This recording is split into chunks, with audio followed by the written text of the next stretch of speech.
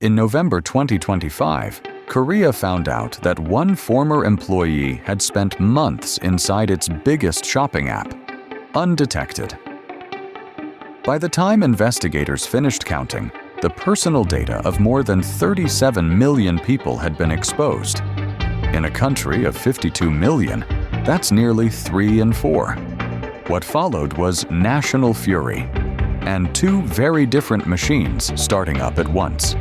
In Seoul, a joint government task force and a record privacy fine. In Washington, subpoenas, a closed-door deposition on Capitol Hill, a congressional report accusing Korea, an ally, of breaking a trade deal, talk of tariffs over a shopping app. To understand how one data breach turned into a standoff between Washington and Seoul, you have to go back to a piece of paperwork filed in 2010 in Delaware. This is the story of Coupang, the company that escaped Korea's chaebol system so completely that today, nobody can agree what it even is. Coupang's founder, Kim Bom-seok, Bom Kim in America, is everything a chaebol heir isn't. Korean-born, American-raised, a Harvard Business School dropout with no inherited empire and no family shipyard. In 2010, he came to Seoul with a startup idea into one of the most brutal e-commerce markets on earth, one that eBay eventually retreated from and that Amazon never fully entered. His bet was the opposite of everyone else's. Korean e-commerce ran on marketplaces, middlemen who connect buyers and sellers but own nothing. Kim decided to own everything: the inventory, the warehouses, the trucks, the drivers. In 2014, Coupang launched Rocket Delivery. Order by midnight, and it's at your door by 7 a.m. In a country where most people live stacked in dense apartment towers, delivery that would bankrupt an American company becomes a machine that compounds. But machines like that eat money. Coupang lost money for a decade, on purpose. It needed a believer with deep pockets, and SoftBank put in roughly $3 billion. Build the moat first, profit later. Almost nobody in Korea believed it would work. But the decision that would explain everything happening in 2026 wasn't the warehouses at all. It was a filing. Coupang serves Korean customers, employs about 95,000 Koreans, and lives entirely inside Korean daily life. But the company itself, Coupang Inc., is incorporated in Delaware, America's go-to legal home for corporations, headquartered in Seattle, and listed on the New York Stock Exchange. When it went public in 2021, it was the biggest U.S. debut by an Asian company since Alibaba, and buried in that listing was a structure worth pausing on. Most shares get 1 vote each. Kim's are a special class. Each one carries 29. Own about 10% of the company that way, and you control roughly 74% of the votes, 10% of the money, 3/4 of the power. If that sounds familiar, it should. 2 videos ago, we showed you Korea's founding families running entire empires on 3.7% ownership, through pyramids and cross-holdings stacked up over decades. Kim arrived in the same place by a completely different route. Not decades of cross-shareholding, but one clean, disclosed, perfectly legal American share class. The outsider who'd set himself against the chaebol model had ended up with the most chaebol-like grip in Korean business. He just did it in Delaware, out in the open.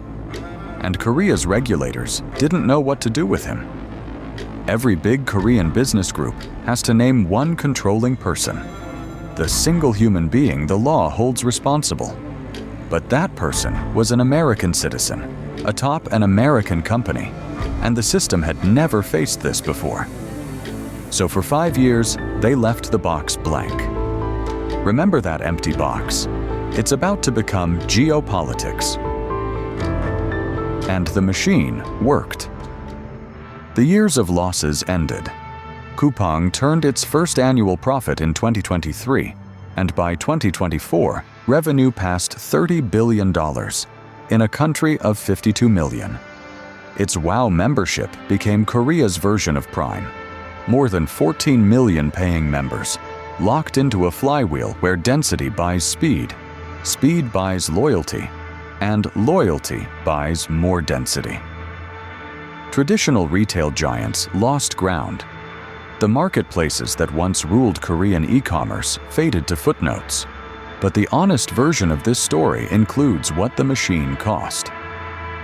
During the pandemic, worker deaths and overwork allegations put Coupang at the center of a national labor debate, and a 2021 fulfillment center fire that killed a firefighter stayed in the national memory.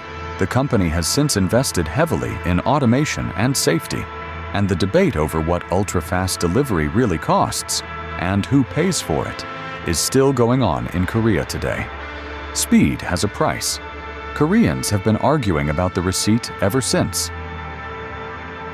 Then came November 2025, and the empty box detonated.